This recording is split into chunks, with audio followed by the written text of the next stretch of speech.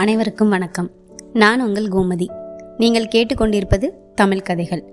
எத்தனை பேருக்கு கதைகள் கேட்க பிடிக்குமோ அவங்க தமிழ் கதைகள் சேனலை சப்ஸ்கிரைப் பண்ணிக்கோங்க. இன்றைக்கி சிந்தனையை தூண்டுற ஒரு சிறுகதையை தான் நம்ம பார்க்க போகிறோம். சரி, வாங்க நம்ம கதைக்குள்ளே போகலாம். கதையின் தலைப்பு சுயரூபம். கதையின் கதாசிரியர் கு. அழகிரிசாமி. வேப்பங்குளங்கிற கிராமத்தில் 200 வீடுகள் இருந்துச்சு. ஒவ்வொரு வீட்டுக்கும் ஒரு பழம்பெருமை இருந்துச்சு. இப்போ சில வருஷங்களாக பருவமழை சரியாக பெய்யாததுனாலும் வேலை கிடைக்காம விலைவாசி தாறுமாறாக ஏறிக்கிட்டதுனாலையும் அந்த கிராமத்தில் பெரும்பாலான வீடுகளில் சொல்கிறதுக்கு அந்த பழம்பெருமை மட்டும்தான் மிச்சமாக இருந்துச்சு. பழம்பெருமை படைத்த இந்த வேப்பங்குளத்தில் பிறந்த எத்தனையோ பேரில் தற்சமயம் தன்னோட 50 வயதை தாண்டிய மாடசாமின்னு ஒருத்தர் இருந்தார். அவருக்கு அப்படி சொல்லிக்கொள்வதை விட வீரப்பனோட பேரன்னு தன்னை அறிமுகப்படுத்தி கொள்வதில் தான் ரொம்ப அதிகமான பிரியம் இருந்துச்சு. தாத்தா வீரப்பன் அரிய சாதனைகளையும் ஒரு கடுஞ்சொல்லுக்கு 9 தலையை சீவி எறியும் மகாதீரத்தையும் கொண்டவரான். அன்றொரு நாள் அதிகாலையில் எழுந்து காலை கடனை முடித்து ஊருக்கு கிழக்கே இருக்கிற யாரோ ஒருவருடைய மிளகா தோட்டத்தில் கிணத்தடியில் நின்று பொடி மணலை எடுத்து சுத்தம் பண்ணி கொண்டிருந்தப்போ முத்தையாங்கிற ஒருத்தர் எதிர்பாராத விதமாக அங்கே திடீர்னு வந்தார். இன்னும் எத்தனை நாளைக்கு தான் என்னை நடக்க சொல்லணும்னு நினச்சிக்கிட்டு இருக்க? இல்லை நாள் காணாதா? 4,500 ரூபா காசுக்கு 1000 நட நடந்தாச்சு அப்படின்னு மாடசாமி கிட்ட கர்ஜித்தார். கிணத்துல தண்ணீர் இறைச்சிக்கிட்டு இருந்த மற்றவங்க முன்னாடி தன்னை இப்படியெல்லாம் பேசி தன்னோட பாக்கியை கேட்கும் முத்தையாவுக்கு ஒரு சரியான புத்தி புகட்டணும்னு நினச்சாரு மாடசாமி. நான் என்ன உனக்கு பயந்து ஒளிஞ்சிக்கிட்டு இருக்கேன்னு சொல்றியா அப்படின்னு முத்தையா கிட்ட மாடசாமி தான் கேள்வியை கேட்டார். ஒளிஞ்சிக்கிட்டு அலையலைன்னா வீட்டிலே இருக்கலாமே. நீ வருவேன்னு சொல்லிட்டு உனக்காக என் வேலை வெட்டியை போட்டுட்டு நான் வீட்டில் சும்மா இருக்க முடியுமா அப்படின்னு கேட்டார் மாடசாமி. இந்த விவகாரம்லாம் எதுக்கியா? எனக்கு கொடுக்க வேண்டியதை விட்டெறிஞ்சேன்னா நீ வீட்டில் இருந்தால் எனக்கு என்ன, காட்டில் இருந்தால் எனக்கு என்ன? பிறகு நான் எதுக்கு உன்னை தேட போகிறேன்? என்கிட்ட காசு தானே கேட்குறீங்க அப்படின்னு சொல்லி மாடசாமி முத்தையா கிட்ட கேட்டான். ஆமாம், இது கூடவா உனக்கு புரியல அப்படின்னு சொல்லி முத்தையா சொன்னார். முத்தையா, ரொம்ப தூரம் பேச்சு வச்சுக்கிட வேண்டாம். மத்தியானம் காசு உங்கள் கையில் வந்து சேரும் அப்படின்னு சொல்லி மாடசாமி வாக்கு கொடுத்தான் முத்தையா கிட்டக்க. கொஞ்ச நேரத்தில் மாடசாமி கிழக்கே மங்கம்மா சாலையை நோக்கி நடக்க தொடங்கினான். மங்கம்மா சாலைங்கிறது இந்நாளில் இருக்கிற ட்ரங்க் ரோடாகும். 1/2 மைலுக்கு மேற்கில் இருக்கிற வேப்பங்குளத்துக்கு செல்லும் அந்த பாதையும் மங்கம்மா சாலை சந்திக்கும் இடத்துல முருகேசன்றவர் ஒரு பலகார கடை ஒன்று வச்சு நடத்திட்டு வந்தார். பஸ்ஸுக்காக புளியமரத்து நிழலில் காத்துக்கிட்டு இருக்க பயணிகளை நம்பியும் தெற்கு நோக்கி வடக்கு நோக்கி செல்லும் மாட்டு வண்டி பயணிகளை நம்பியும் அந்த இடத்துல 20 வருஷங்களுக்கு முன்னாடி நிறுவப்பட்ட கடை தான் அது. முருகேசன் 500 ஏக்கர் புஞ்ச நிலத்தையும் சிமெண்ட் தளம் போட்ட ஒரு ஓட்டு விட்டையும் சம்பாதிச்சான். அது மட்டும் இல்லாமல் அவனுடைய 3 பொண்ணுங்களுக்கும் கல்யாணமும் செஞ்சு வச்சான். அந்த கடைக்கு மாடசாமி வந்து சேர்ந்தான். முருகேசன் சிலகருக்கு பலகாரங்கள் எல்லாம் எடுத்து வைத்து கொண்டிருந்தான். முருகேசன் மாடசாமி வந்ததை கவனிக்கலைன்னு சொல்ல முடியாது. கவனிக்க விரும்பலைங்கிறது தான் சரியான பதிலாக இருக்கும். பஸ்ஸுக்கு வந்த பயணிகளை எல்லாரத்தையும் கூட்டு வந்து பலகாரங்களை கொடுத்து அதை காசாக்குறதுலேயே தான் முருகேசன் கண்ணும் கருத்துமா இருந்தான். மாடசாமி தான் வந்ததை தெரிவிப்பதற்காக இடையிடையே ஏதோ பேச்சு கொடுத்து பார்த்தாரு. அப்போ அங்கே சாப்பிட்டுக்கிட்டு இருந்த ஒருத்தன் வேப்பங்குளத்துக்காரன், அவனையும் சேர்த்து ஐயா ராசா அப்படின்னு உபசரிச்சாரு முருகேசன். அதை பார்த்த மாடசாமி 4 காசு சேர்ந்துட்டுனா கழுத களவாணி பையில கூட தாங்குவார் போல அப்படின்னு நினச்சி மனசுக்குள்ளே நினச்சிக்கிட்டே இருந்தான். எல்லாரும் சாப்பிட்டு போயிட்டாங்க. அப்போது பரிதாபமாக மாடசாமி வந்து காத்துக்கிட்டு இருந்தான். ஆள் இல்லாத இந்த சமயம் பார்த்து தன்னோட கோட்டையை எப்படியாவது பிடிச்சிடணும்னு கொஞ்சம் கொஞ்சமாக மாடசாமி முருகேசன் கிட்ட பேச்ச தொடங்கினான். என்ன அண்ணாச்சி, ஆள் ஒரு மாதிரி இளைச்ச மாதிரி இருக்கீங்களே, என்ன சங்கதி அப்படின்னு மெதுவாக தன்னோட பேச்ச ஆரம்பித்தான் மாடசாமி. இளைப்பென்ன இளைப்பு, என்னைக்கும் போல தான் இருக்கேன் அப்படின்னு அலட்சியமாக கடை கண்ணால் பார்த்துக்கிட்டே பதில் சொன்னான் முருகேசன். மாடசாமி அடுத்த கேள்வி எதுவும் கேட்கல. பஸ்ஸு வந்துச்சு. அதிலிருந்து ஒரே ஒரு பயணி மட்டும் இறங்கினான். அவனை சற்று வரவேற்று முருகேசன் தன் கடைக்கு சாப்பிட வரும்படி அழைச்சான். பசியே இல்லைன்னு சொல்லியும் அவனிடமிருந்து தப்பிச்சு கொள்ள முயன்றான் அந்த பயணி. அகப்பட்டுக்கிட்டா 1/2 ரூபாயோ 3/4 ரூபாயோ கணக்காயிடும்னு அந்த பயணிக்கு ஒரு பயம். ஆனாலும் முருகேசன் அவனை விடவே இல்லை. ஓடி போய் அவன் கையை பிடிச்சி இழுத்தான். கையை விடியா, பசிச்சா வரமாட்டேனா, கடங்காதற மாதிரி வந்து கையை பிடிச்சி இழுக்கிறீங்களே அப்படின்னு கோபமாக அந்த பயணி முருகேசனை திட்டிட்டு கிளம்பிட்டான். முருகேசனுக்கு இது ஒரு அவமானமாக இருந்துச்சு. அதை மறைப்பதற்காக மாடசாமி கிட்ட வழியை வந்து பேச்சு கொடுத்தான். தப்பி ஓடியவனை தமக்கு மிகவும் வேண்டியவனை போல அவன்கிட்ட குறிப்பிட்டு பேசினான். வேண்டியவன் இப்படியெல்லாம் முகத்தை முறிச்சது போல பேசுவது அவமானப்படக்கூடிய விஷயமே இல்லை அப்படிங்கிற மாதிரி மாடசாமிக்கு புரியணுங்கிறதுக்காக அவன் கையாண்ட தந்திரம் தான் அது. முருகேசன் தன்னையும் ஒரு பொருட்டாக கருதி பேச ஆரம்பித்ததை எண்ணி மாடசாமி மகிழ்ச்சி கொண்டான். இந்த காலத்து பிள்ளைங்களுக்கு மனுஷங்களோட தராதரம் தெரிவதில்லை அண்ணாச்சி அப்படின்னு சொல்லி முருகேசன் மாடசாமி கிட்ட சொன்னான். அவன் அப்படிப்பட்ட பிள்ளை இல்லை, தங்கமான பிள்ளை, இன்னைக்கு என்ன ஆச்சோ தெரியல அப்படின்னு சொல்லி அந்த பேச்சுக்கு முற்றுப்புள்ளி வச்சான் முருகேசன். உடனே மாடசாமி வியாபாரம்லாம் எப்படி போகுதுன்னு ஒரு பேச்சை அவன் போக்கில் ஆரம்பித்தான். என்னமோ அச்சில்லாமல் தேர் மாதிரி ஓடுது அப்படின்னு சொல்லி முருகேசன் சொன்னான். போட்ட முதல்ல கூட கண்ணால் பார்க்க முடியல, ஆனால் ஊருக்குள்ளே நல்ல வியாபாரம்னு சொன்னாங்களே அண்ணாச்சி அப்படின்னு மாடசாமி முருகேசன் கிட்ட கேட்டான்.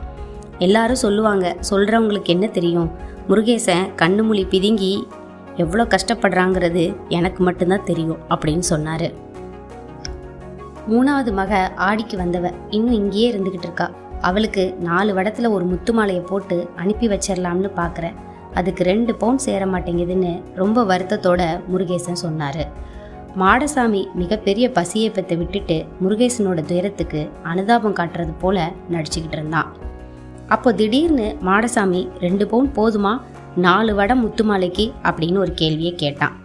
சரியா போச்சு போங்க, கையில் 10 பவுன் இருக்கு தம்பி, 12 பவுனா பண்ணிடலாம்னு பார்க்குறேன். ஆமாம் அண்ணாச்சி, செய்கிறத நல்லா தான் செய்யணும், யாருக்கு செய்கிறோம், நம்ம பிள்ளைக்கு தானே செய்கிறோம் அப்படின்னு சொல்லி மாடசாமி முருகேசனோட பேச்சுக்கு எசைஞ்சு பதில் பேசிகிட்டே இருந்தான். அப்போது மாடசாமி இவன் மகளுக்கு சங்கிலி போடலைன்னு தான் இந்த மாடசாமி கவலைப்படணுமா, எல்லாம் என் தலையெழுத்து அப்படின்னு மனசுக்குள்ளேயே திட்டிக்கிட்டே இருந்தான். அவன் கூழுக்கு அலைகிறான், ஆனால் இந்த ஆள் மகளுக்கு என்னடான்னா முத்து மாலை பண்ணி போடணுமா, அதுவும் 4 வடத்தில் பண்ணி போடணுமா அப்படின்னு சொல்லி மனசுக்குள்ளேயே திட்டிக்கிட்டே இருந்தான் மாடசாமி. முருகேசன் எதுவுமே பேசாமல் கொஞ்ச நேரம் அமைதியாகவே இருந்தான். ரோட்டோட தென்கோடியையும் வலது கோடியையும் ஒரு முறை எட்டி பார்த்தான். காலை உணவு உட்கொள்ள உட்கார்ந்தான். இட்லியும் வடையையும் எடுத்து வச்சு தனக்கு தேவையான தேங்காய் சட்னியும் எடுத்து வச்சு சாப்பிட தொடங்கின காட்சியை மாடசாமியால் பார்க்க முடியல. ஏன்னா மாடசாமி முந்தா நாள் சரியாக சாப்பிடாமலோ நேத்திக்கு அறவே சாப்பிடாமலோ இருந்ததுனால அவன் பல பசியேப்பத்தை விட்டு இருக்கும்போதும் இந்த மனிதன் பக்கத்துல இருந்து பார்த்துக்கிட்டே இருக்கிறானே தவிர எந்த ஒரு உணர்ச்சியுமே இல்லாமல் அவன் மட்டும் சாப்பிட்றானே அப்படின்னு மாடசாமிக்கு வருத்தம் தாங்க முடியல. நமக்கும் 4 இட்லி வைங்க அண்ணாச்சி அப்படின்னு தன்னை மறந்த நிலையில் கேட்டு விடுவதற்கு மாடசாமி வாயை திறந்து விட்டார். நல்ல வேளை திறந்த வாயில் பேச்சு வராமல் மற்றொரு பசியேப்பந்தான் வந்துருச்சு. கேட்டிருந்தா என்ன ஆயிருக்கும், முருகேசன் நமக்கு கடன் கொடுக்க கண்டிப்பாக மறுத்திருப்பான். அத்தோட மாடசாமியோட நம்பிக்கையும் தகர்ந்திருக்கும். கேட்காம இருந்ததால சாயங்காலம் வரைக்காவது இந்த நம்பிக்கையை நீட்டிக்கலாங்கிறது மாடசாமியோட கருத்து. இதை உணர்ந்த மாடசாமி முருகேசனை மெல்ல மெல்ல வசப்படுத்தி கடைசியில் தமது காரியத்தை சாதிப்பதற்கான நேரத்தை தேடினா மாடசாமி. கொஞ்ச நேரத்திலேயே அடுத்த பஸ் வடக்கே இருந்து வந்துச்சு. அதிலிருந்து 3 பேர் இறங்கினாங்க. 3 பேருமே உள்ளூர்காரங்க தான். அவங்க சாப்பிட வர மாட்டாங்கங்கிறது முருகேசனுக்கு தெரியுங்கிறதுனால அவங்கள வீணா அவன் கூப்பிடலை. இப்படி வர்றவங்க எல்லாம் கடைக்கு வராமல் போனால் அண்ணாச்சி சொன்ன மாதிரி வியாபாரம் தான் எப்படி நடக்கும் அப்படின்னு வாயை திறந்தார் மாடசாமி. செடி வச்சவன் தண்ணி ஊற்றுவான், நீ ஏன் கவலைப்படுற அப்படின்னு சொல்லி அவன் வாயை அடைச்சான் முருகேசன். மத்தியானம் ஆச்சு. முருகேசன் வீட்டிலிருந்து எடுப்பிடி வேலை செய்கிறவன் ஒருத்தன் மதிய சாப்பாடு எடுத்துகிட்டு வந்தான். அந்த சிறுவன் வீட்டிலிருந்து அவனுக்கு மத்தியான சாப்பாடை வழக்கமாக கொண்டு வருவான். காரணம் இல்லாமல் நித்திய வழக்கப்படி அவன் மீது ஒரு வசை புராணம் பாடுவான் முருகேசன். அந்த வசை புராணத்தை பாடி முடித்த உடனே மாடசாமியும் அதே சமயத்தில் முருகேசனுக்கு ஏற்றபடி அந்த பையனை பற்றி வசை புராணம் பாடினான். உடனே முருகேசனுக்கு கோவம் வந்துச்சு. அது அவனுக்கு பிடிக்கல. இவன் என்ன அனாதை பையன் பார்த்தீங்களா, நான் தான் திட்டுறேன், நீங்கள் எதுக்கு திட்டுறீங்க அப்படின்னு சொல்லி மாடசாமி கிட்ட கொஞ்சம் கடினமாக கோவப்பட்டான். நான் அப்படி என்ன சொன்னேன், அவனுக்கு புத்தி தானே சொன்னேன் அப்படின்னு பரிதாபமாக சொன்னார் மாடசாமி. அந்த பையன் மாடசாமியை ஒரு சிம்ம பறவை பார்த்துட்டு போனான். காலையிலிருந்து முருகேசன் கூட வளர்த்த நட்பு இப்படி ஒரு நிமிஷத்தில் தகர்ந்து தரைமட்டமாகிட்டே அப்படின்னு மாடசாமி வருத்தப்பட்டார். பழையபடியும் அவரோட சிநேகிதமாகி விடுவதற்கு தக்க தருணத்தை எதிர்பார்த்துக்கிட்டே இருந்தார். அந்த இடத்துல இருந்தபடியே இருந்து கொண்டிருந்தார். இரவு 7 மணிக்கு மேலே ஆகிருச்சு. திருநெல்வேலியிலிருந்தும் கோவில்பட்டியிலிருந்தும் எத்தனையோ பஸ்கள் வந்து போச்சு. எத்தனையோ பேர் முருகேசன் கடைக்கு வந்து சாப்பிட்டுட்டு போனாங்க. மாடசாமி உட்கார்ந்த இடத்துல கரையான் புத்து வளர்ந்து அவரை மூடாத ஒன்று தான் பாக்கி. அந்த மாதிரி அங்கேயே கிடையா கிடந்தான். முருகேசனுக்கு அன்னைக்கு வியாபாரம் சரிவர நடக்கலை. 10-12 இட்லியும் சில தோசையும் மிச்சமாயிடுச்சு. அரப்பான காப்பியும் கூட மிஞ்சிட்டு. ஆனால் முருகேசன் அதுக்கு எந்த நாளுமே கவலைப்பட்டதே இல்லை. அந்த பானை ஒரு வற்றாத சமுத்திரம். காலையில் அடுப்பில் வச்சு கொஞ்சம் கருப்பட்டியும் காப்பித்தூளையும் உள்ளே போட்டு கொதிக்க வைத்தால் அப்புறம் அது விற்பனை ஆக ஆக பானையில் கொஞ்சம் கொஞ்சமாக தண்ணியை விட்டு நிரப்பி காப்பியாக மாற்றிக்கிட்டே இருப்பான் முருகேசன். இரவு 9 மணிக்கு கடைசி பஸ்ஸும் போய்விட்டது. அதற்கு மேலே அங்கே வியாபாரம் கிடையாது. அதுக்கு மேலே கடையை திறந்து வைத்து கொண்டு அந்த இடத்துல உட்காந்துருக்கிறது தப்பு. ஏகாத்தமான இடம் அது, நடுக்காடு. அங்கே எவனும் வந்து அடித்து பிடுங்கினால் கூட கேள்வி கேட்க ஆள் இல்லை. அதனால் வழக்கம் போல் முருகேசன் கடையை பூட்டி கொண்டு வீட்டுக்கு புறப்பட தயாரானான். காப்பி பானை எடுத்து வழக்கம் போல் கடைக்கு பின்புறத்தில் கொண்டு போய் போட்டான். மிஞ்சிய பலகாரங்களை எடுத்து ஒரு கூடைக்குள்ளே போட்டான்.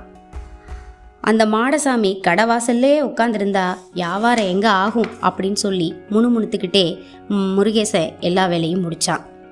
அந்த சமயத்தில் மற்றொரு முறை கடனுக்கு 4 இட்லி கேட்கலாமா அப்படின்னு துடித்தான் மாடசாமி. ஆனால் அப்போது அவருக்கு வாய் வரலை. முருகேசன் இல்லைன்னு சொல்லிட்டா என்ன செய்வது அப்படிங்கிற ஒரு பயம்தான் மாடசாமிக்கு வந்துச்சு.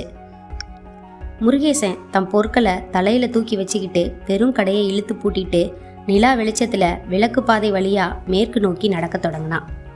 மாடசாமியை தம்மோடு புறப்படும்படி முருகேசன் எதுவுமே சொல்லலை. அவரிடம் வேறு வார்த்தையும் பேசலை. மாடசாமிக்கு ஏற்பட்ட அவமானத்தை சொல்லி முடியாது. அன்னைக்கு பகல் முழுவதும் முருகேசன் கூடையே இன்பத் துன்பங்களில் முழு பங்கெடுத்து கூட தம்ம ஒரு மனுஷனாவே அவர் நினைக்கலையேங்கிற வருத்தம் மட்டும் மாடசாமிக்கு இருந்துச்சு. மாடசாமிக்கு ஒரே பசி, எழுந்திருக்க முடியாத சோர்வு, போதாக்குறைக்கு அவமானம் வேற. இதையெல்லாம் தாண்டி முருகேசன் பின்பற்றி அவர் பின்னாலேயே நடந்து போயிட்டே இருந்தார். ஒரு வார்த்தை வாய் திறந்து கேட்டிருக்கலாம், கேட்காமலே இருந்துட்டோம். வாயுள்ள பிள்ளை தான் பிழைக்கும்னு யோசிச்சுக்கிட்டே மாடசாமி நடந்து போய்கிட்டே இருந்தான். முருகேசனை பார்த்து அண்ணாச்சி ஒரே ஒரு காரியம் அப்படின்னு சொல்லி பேச்ச ஆரம்பித்தான். என்ன சமாச்சாரம் அப்படின்னு முருகேசன் கேட்டான்.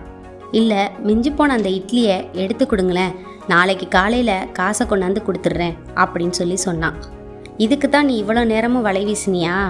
என்கிட்ட கடன்கிடன்ற பேச்சே கிடையாது அப்படின்னு சொல்லிட்டு முருகேசன் வேகமாக நடக்க ஆரம்பித்தான். உனக்கு கொடுத்துட்டு நான் எங்கே போய் காசை வசூல் பண்ணுறது அப்படின்னு கேட்டான் முருகேசன். என்ன அப்படி சொல்லிட்டீங்க அண்ணாச்சி? இந்த மாடசாமி அப்படிப்பட்டவன் இல்லை. ஆமாம் அப்படின்னு சொல்லி மாடசாமி பேச ஆரம்பித்தான். சத்தியமாக சொல்கிறேன், வாங்கின கடனை கொடுக்காம நான் ஏமாற்ற மாட்டேன். ஊசி போன பலகாரத்தை தான் நான் கேட்குறேன், அதை கூட கொடுக்க மாட்டேங்கிறீங்களே அப்படின்னு கேட்டான் மாடசாமி. முருகேசனுக்கு கோபம் வந்துச்சு. ஊசி போன பலகாரம் தானே, அதை நீ எதுக்கு கேட்குற? வீட்டுக்கு போய் சுட சுட தோசை சுட்டு சாப்பிடு அப்படின்னு சொல்லிட்டு முருகேசன் கோவமாக கிளம்பிட்டான். கோச்சிக்காதீங்க முருகேசன், நான் இப்படியெல்லாம் கேட்குறவனே இல்லை, ஏதோ இன்னைக்கு கேட்குறேன். என் பாட்டம் பூட்ட காலத்தில் கூட இப்படி எங்கள் குடும்பத்தில் யாருமே கெஞ்சினது கிடையாது. எங்கள் பாட்டனார் ஒரு கோவத்தில் சொந்த தங்கச்சி வீட்டில் கூட சாப்பிட மாட்டேன்னு வந்தவர் அப்படின்னு சொல்லி தன்னோட பெருமையை பேச ஆரம்பித்தான் மாடசாமி. ஐயா, நீ பொழைச்ச பொழைப்பும் உன் பாட்டம் பொழைச்ச பொழைப்பும் எனக்கு தெரியும். சும்மா ஆளை போட்டு பிடுங்காதீங்க. பாட்டம் மாறலாம் பற்றி அலட்சியமாக பேசினோன்ன மாடசாமிக்கு கோவம் அதிகமாக வந்துச்சு. என்னடா சொன்ன அப்படின்னு குரல் எழுப்பிக்கொண்டு முருகேசன் மீது புலிப்பாய்ச்சலாக பாய்ந்தார் மாடசாமி. இந்த தாக்குதலால் முருகேசனின் தலையில் இருந்த பொருட்கள் கீழே விழுந்து சிதறிச்சு. உடனே 2 பேருக்கும் கைகலப்பு ஆச்சு. ஒருவரை ஒருவர் ஓங்கி குத்துனாங்க. ஒருவரை கொல்லாவிட்டால் மற்றொருவர் உயிரோடு மீள முடியாதுங்கிறது உறுதியாயிருச்சு. அந்த பேய் அறைகளும் பேய் கூப்பாடுகளும் கேட்பாரற்ற ஓசைகளாக காற்றில் கலந்துக்கிட்டே இருந்துச்சு. சண்டையை விளக்குவதற்காக சுற்றுமுற்றும் ஒருத்தர் கூட கிடையாது. கையை ஓங்கி குத்துனாங்க. கையை விட்டால் அப்புறம் பல்தான் ஆயுதம். அடியோடு கடியும் சேர்ந்துச்சு. உடம்பெல்லாம் இரத்த கோரைகள். நடுக்காட்டில் சில நிமிஷ நேர இந்த பயங்கர போர் நடந்துச்சு. முடிவில் மாடசாமி சோர்ந்து விழுந்தான். இந்த பையக்கிட்ட நான் பிச்சை வாங்கி திங்கவான்னு வீராப்போடு மாடசாமி எந்திரிச்சான். தன்னோட முழு பலத்தையும் உபயோகிச்சு முருகேசன் மீது மறுமுறையும் பாஞ்சான். மாடசாமி பாஞ்ச வேகத்திலேயே அடி வயிற்றுல ஒரு பலமான குத்து வாங்கி கீழே விழுந்துட்டான். உடம்புல மூளைக்கு மூளை பல் கற்கள் குத்துச்சு. திரும்ப எழுந்து சண்டை போடுவதற்கு கூட மாடசாமிக்கு சக்தி இல்லை. அப்போ முருகேசன் உன்னை கொன்னுட்டா ஜெயிலுக்கு போகணுமேன்னு பார்க்குறேன், இல்லைனா கதை வேற அப்படின்னு சொல்லி கோவமாக திட்டிட்டு கிளம்பிட்டான். அடிபட்டு கிடந்த மாடசாமிக்கு என்னென்ன பயங்கள்லாமோ அவனோட உள்ளத்தில் வந்து போச்சு. முருகேசன் ஊருக்குள்ளே போய் நடந்த செய்தி எல்லாத்தையும் சொல்லி மாடசாமி இப்படி பசி தீர்க்க முயன்றதாக கதை கட்டினால் பிறகு போலீஸ்காரங்கள்லாம் வந்து தம்மை ஊரார் முன்னிலையில் கைதியாக கூட்டிக் கொண்டு போனால் அவர் தம்முடைய பயத்தை எல்லாத்தையும் ஒரு வழியா உதறுவதற்கே கொஞ்ச நேரம் ஆயிடுச்சு. இனி என்ன கஷ்டம் வந்தாலும் வரட்டும், என்னதான் வந்துவிடும் அப்படின்னு சொல்லி மாடசாமி மனதை தேத்தினாரு. இந்த ஆள்கிட்ட யாசகமாக கொடுத்த இட்லியை வாங்கி தின்னாம இருந்தாமே, இந்த கடும் பசியிலையும் அது மட்டும் எனக்கு போதும், மற்ற கேவலம் எது வந்தாலும் வரட்டும் அப்படின்னு தனக்குத்தானே ஆறுதல் தேடிக்கொண்டு தள்ளாடி தள்ளாடி வீட்டை நோக்கி நடந்து வந்தார் மாடசாமி. நம்ம கஷ்டத்தில் இருக்கும்போது தான் நம்ம கூட இருக்கிறவங்களோட சுயரூபம் உண்மையாகவே வெளிப்படும். கதை முடிவடைந்தது. இந்த கதையை பற்றின கருத்துக்களை கமெண்ட்டில் சொல்லுங்கள். இன்னொரு சுவாரஸ்யமான கதையோட அடுத்த பதிவில் நான் உங்களை சந்திக்கிறேன். நன்றி நண்பா.